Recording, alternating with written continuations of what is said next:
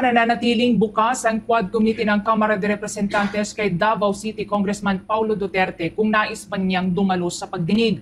Ayon kay Manila 6th District Representative Benny Abante, dati na po silang nagpadala ng sulat sa dating presidential son upang dumalo sa pagdinig. Kasunod po yan ng pagkakadawit ng kanyang pangalan sa controversial na pagpuslit ng 6.4 billion pesos na halaga ng imported na shabu noong 2017. Gayunpaman, hindi pa rin niya dumalo si Duterte sa kanyang mga serye ng pagdinig. Kung tutuusin na niya, hindi rin dapat kailangan pang imbitahan ang nakababatang Duterte dahil miyembro siya ng Kamara at maaari lamang siyang magsabi ng kagustuhang dumalo sa pagdinig kung kanya man itong nanaisin. Pagtitiyak naman ni Congressman Abante na isa sa mga tumatayong co-chair ng makapangyarihang komite, bibigyan din ng sapat na oras ang kongresista para makapagtanong o maklaro ang kanyang pangalan. Narito pang karagdagang pahayag ni Congressman Abante.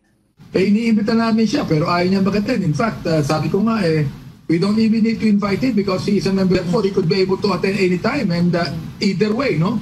If he would like to be a member of the House and interpolate, he can do that. Or if he would like to be a source witness, tell us about it. Pero wala, hindi siya Samantala sa Enero naman ng susunod na taon, nakatakda po muli ang susunod na pagdinig ng House Quad Committee. Ngayong taon ay nakapagsagawa na ito ng 13 na pagdinig. Pinakahuli po dyan ay ang pagdinig na isinagawa noong Disyembre 12 ng kasalukuyang taon. Eto. Unahin na muna natin itong kay Bongbong Marcos na meron na naman kaduda-duda. Itong smuggling ng mackerel, parang ito na naman ba yung ano? Ito yung bypass nila dyan sa pinakamalaking nahuli nilang droga. Kaduda-duda na wala na yung driver. Di ba wala nang balita? Pinakamalaki na nahuli nilang droga. Samantalang wala man lang bodyguard. Nahuli lang sa checkpoint. Ganun ba katanga? Ang mga drug lords. Hindi ako naniniwala ganun katanga mga drug lords. Isipin mo, pinakamalaki. Ibig sabihin, ganun kadaming droga nahuli lang sa checkpoint. Eto naman ngayon. Eto, pag-uusapan natin. Ako, duda talaga ako dito. Mackerel naman, nahuli. Okay? Sige, pag-usapan natin yan. 21 container ng mga nasamsam na smuggled frozen mackerel ang sinimula ng ipamahagi ng gobyerno sa Maynila. Ang bait naman ni Marcos. Pinamimigay yung mga nahuling smuggled na mackerel sa Maynila. Pinamimigay. Bakit hindi mo ibamigay sa Davao? Gayahin mo yung pinsan mong si Tambaluslos. Ang bagyo sa ibang lugar na magay ng ayuda sa Davao.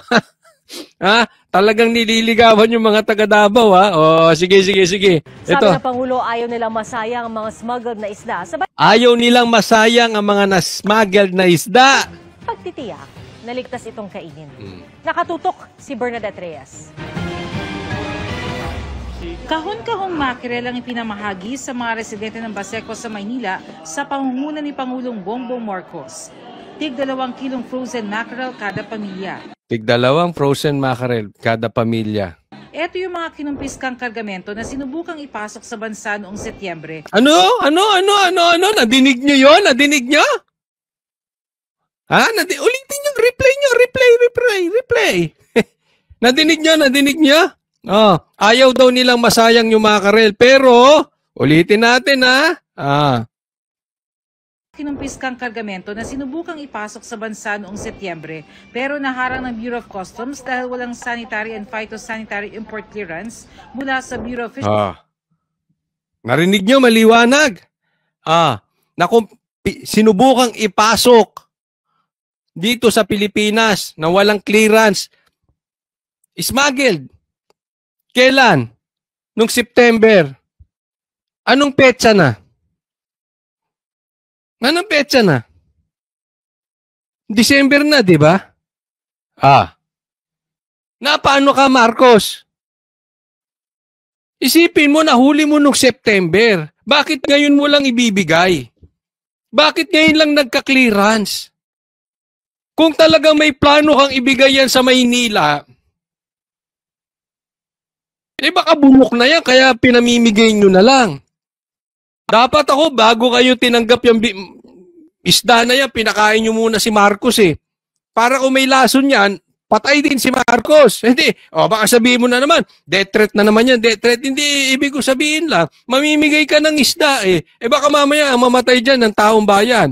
O kung mamatay sila, kasalanan mo, di damay ka dapat dyan. Kasi ang nakakapagtaka, eto lang. Simple. September po na smuggled. Bakit ngayon lang? Diba? Kung may plano naman kayo ipamigay, pwede siguro nabubulok na, hindi nyo maibenta. Hindi ako maniwala na ngayon lang kasi nagkaroon ng clearance. 3 buwan na yung isda na yung frozen. Ngayon nyo lang ibibigay. Pangalawa, kung may plano kayong ibigay, bakit pinatagal nyo pa? Dahil ngayon nagpapabango kayo? Kasi sabla yung impeachment ninyo? Dahil binanggit ni PRRD ang AFP, kaya kung kailan lang, ha? Di ba? Dumalaw sa AFP to, si Marcos. Nagpapalakas sa AFP, sa mga sundalo. Ngayon naman, namimigay sa Maynila. Dahil nagulantang kayo sa press con ni PRRD, nananawagan sa AFP. Ngayon, trabaho kunwari. Pero ba't ngayon lang? Parehas to nung nahuli yung droga. Record breaking. Pero ang daming kwestong lumabas, nawala ang driver. Bakit nahuli lang sa checkpoint? Bakit nagkaroon ng checkpoint doon? Bakit pabago-bago ang numero nung nahuli ninyo? At kung ganun kalaki, bakit hindi masyadong nabalita? Nabalita lang 1 time, 2 times, tapos na. Asa na yung driver? Bakit hindi nyo mailabas? Ganin din to. Bakit ngayon lang? Kaduda-duda po yan. Diba? Sinubukan nyo sigurong itago pero hindi nyo maitago. Kasi kung talagang plano nyo ipamigay yung mga smuggled, dapat dati pa. September na huli. Siguro October pwede nyo na pinamigay. Anong petsa na? December. Tanong ko rin sa inyo, asan yung mga nahuling smuggling? Pumunta pa ron si Tamba. Pumunta pa ron si Erwin Tulfo. Bakit hindi nyo rin pinamigay ng ganito? Saan nyo dinala? Yan ang tanong. Saan nyo dinala yung mga smuggled na bigas? Pinalabas yan sa mainstream media. Pinangunahan pa ni Tamba. May alalay pa siyang si Tulfo. Ba't hindi nyo ginanyan? Ba't hindi rin nyo pinamigay? Diba? Di Marcos, dapat sagutin mo to. Bakit ngayon lang? Kung talagang gusto mong tulungan at ayaw mong masayang, sana, minadali mo, isda yan eh. Hindi naman corned beef yan. Hindi naman sardinas yan. Kahit masabihin nating frozen, iba pa rin yung presko. Kahit frozen, ibig sabihin, actually, frozen nga, paano presko? Ibig sabihin, hindi naman masyadong pinatagal. Bakit nyo pinatagal? Anong rason bakit tumagal? September na huli, December na ngayon. Anong pag-uugali yan, Marcos? Ako sa tingin ko, kung ako tatanungin ninyo, naghahanap lang ito si Marcos na para mag-good shot siya. Kasi na-bad shot siya sa AFP. Alam naman natin, mabigat yung binitawan ni PRRD. At alam naman natin, wala siyang magawa dun sa pinsan niya na si Tamba. Binabakbakan ng Duterte. Bumabanat sa Duterte. Nakikita nila, malakas pa rin ang Duterte. Kitang-kita nila yan eh. Mahal ng taong bayan ng Duterte. So ito ngayon si Marcos, bida-bida ngayon. Para sa ganun, mahalin din siya ng taong bayan. Ano bang alam niya magpinsa na yan? Si Marcos, tsaka si Tamba, anong alam niyan? Ayuda. Wala yan. May alam ba yan sa infrastructure? Wala. Meron ba yan alam sa pagsugpo ng mga komunista, ng mga NPA? Wala. May alam ba yan sa pagsugpo ng mga droga? Wala. Parehas siya magpinsa na yan. Anong alam niyan? Ayuda. Eto. Kaya siguro naisip, sige, mamigay tayo, pero yung hindi halata. Hindi ako magmumukha katulad kong yung taka kong pinsan. Siguro yun ang sinabi ni Marcos. Ay, isip kayo na ibang paraan. Yan, ito, pamigay na natin tong isda. Sige. Tanong, bakit nyo sinubukang itago? Bakit ngayon lang lumabas yan? Diba? Bakit hindi na balita yan? September pa pala yan. Alam mo, Marcos, lalong dumadaming tanong. Fisheries and Aquatic Resources. Kanina formal itong na-turn over sa Department of Agriculture kasabay ng pag-inspeksyon ng Pangulo sa Manila International Container Port. Na-inspeksyon na ito, safe for human consumption. Hindi, kumain ka. Safe pala di ba? Hindi, paano kung delikado yan? Paano kung may mangyari doon sa mga tao sa Maynila? Sana tumikim ka muna, ito yung galing sa kahon ni Luto, tinikman mo. Damay-damay, di ba? Ngayon mo lang kasi nilabas, tagal-tagal na eh. Kung plano mong tumulong talaga, kung bukal sa loob mo ang pagtulong, dati pa, pagpasok pa lang yan, ginawan mo na ng paraan yan.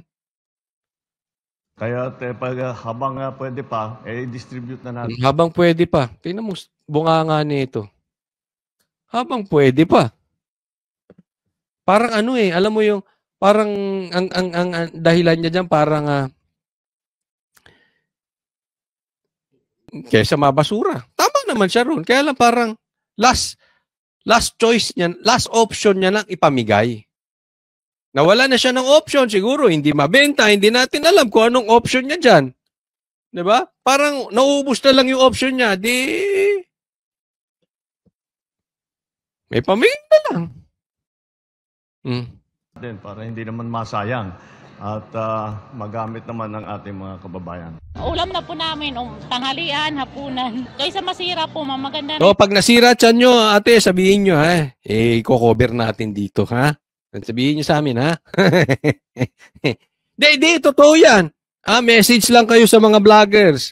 Ay, nako. Hindi namin papatawarin yan. Ha? Pag nasira ang mga tiyan nyo, contact lang kayo. Sabihin nyo kay Isko. Makakarating dito yan, ha? Sige. Ako'y pamahagi sa mas nangangailangan. Malaking tulong po ito kasi wala sa naghahanap buhay sa akin. Ako lang. Tinatayang 150,000 na pamilya sa NCR, Region 3 at 4 ang makikinabang sa 21 container na puno ng mackerel. Batid raw ng Pangulo ang problema sa smuggling sa bansa. Ang problema kasi sa smuggling, pinapasok nila, tapos iipitin, hindi ilalabas. Mag-aantay hanggang tumaas ang presyo. Pag tumaas ang presyo, sa kanila pagbibili. Hindi natin papayagan Ang masama sa smuggling, hindi bayad yung tax. Smuggled nga hindi bayad. Ipinasok na walang permit, iipitin. Marcos, hindi kaya lumalabas parang kayo ng ipit? Hindi, sabi niya, di ba? Ang masama sa smuggling, iipitin para bumaba para tumaas ang presyo. Pag tumaas, sa kanila bibitawan. Hindi ako, Marcos, di kita pinagbibintangan, ha, Marcos. Tanong lang, hindi kaya parang inipit nyo rin yan? Di ba? Sinubukan yung ipitin? Kasi ba't ngayon lang? Ewan ko, ha? Kayo ba naniniwala na September bago nagkaroon ng clearance, December, ganun katagal? Di sana, pagkahuli nyo pa lang, kung may plano na kayo ipamigay, sinabi nyo sa media, Prinesco nyo, may nahuli kami, antayin lang natin ang clearance na ito ay safe sa mga tao. Kahit masabihin natin tumagal ng 3 months, at least in-announce nyo, transparent. Ito, parang kayo din nagtago Parang lang naman, ha? Kasi yung asta matuloy na yung mga ganyang klaseng sistema. Dahil naman sa epekto ng mga nagdaang bagyo. Asa na punta yung bigas? Tanungin mo sa pinsan mo, asa na yung mga smuggled na bigas? sa supply ng isda. Inaprubahan ng Department of Agriculture ang importation ng 8,000 metric tons ng isda. Bukod pa ito sa 30,000 metric tons na imported na isda na unang inaprubahan para mapunan ng humihigpit na supply sa mga buwan na nagpapatupad ng close fishing season. Para sa GMA Integrated... Ay, nako, ewan ko ha. Duda na naman ako rito. Well, antayin natin kasi para sa akin, this is a breaking news. No? Parang yan yung ano eh. Again, yung drug hole. Excuse me po. Makailang araw, lumalabas yung totoo. Nagiging kaduda-duda. Lumalabas yung facts. Yung mga totoong nangyari. Antayin natin. Breaking news to. Antayin natin kung ano magiging kahinatnan nito. Next po tayo, itong South Korean president na impeach samantalang si Marcos uupo ng 20 years sa bansang Pilipinas. Abangan, pag-usapan natin. Eto. Ipina-impeach na ng Kongreso ng South Korea si President Yoon Suk Yeol. Nako, sana all! Sana all! Sana all. Kailan kaya may impeach yung presidente natin no? Hindi, ako nagtatanong lang, legal naman yan kasi pinapa-impeach nyo nga si Vice President Kasi kung si Vice President pinai-impeach nyo, mas maraming kalokohan si Marcos. Mas maraming kaduda-duda. Ano lang bang kaduda-duda kay Vice President? Hindi niya mapaliwanag yung confidential funds. Natural. Confidential nga Pag pinaliwanag niya yun, nilaglag niya yung mga tao ron, kulong siya. Bakit? Illegal yun Tanga tayo mga dyan mga mambabatas dyan Tatanungin mo yung mga tao, confidential nga. Yun lang naman ang question kay BP Sara Kay Marcos, Ayaw magpa-drug test. Impeachable yan kung addict siya o hindi, Hindi ko siya pinagbibintanga pero impeachable yan. Saan napunta yung pinagmamalaki mong flood control? Saan na napunta yung Maharlika funds? Sige nga. Yung pinangako mong bigas, wala na. Hindi mo ngayon anong nangyari dun sa Okadang Balita, sa Bulilyaso, dito sa pinsang mong si Tamba, hindi mo maimbestigahan. Yung nangyari sa KOJC, wala kang ginawa. Lahat yan, impeachable offense. Sana all. Kailan kaya mai-impeach ang ating presidente? Pambira, Mula sa 300, nasa higit 200 mambabatas ang bumoto sa impeachment ng kanilang presidente. 85 ang hindi pabor, habang 3 ang nag-abstain. Mayroon pang 180 days ang korte para sa kanilang hatol kay Suk Yeol. Sa ngayon, si Prime Minister Han Duck-soo. Alam mo naging issue dito? May nagregalo lang doon sa asawa niya ng mamahaling bag. Mamahaling bag na impeach na presidente. Samantalang sa atin, bilyon-bilyong flood control, hindi natin malaman kung saan napunta. Pinagmalaki pa.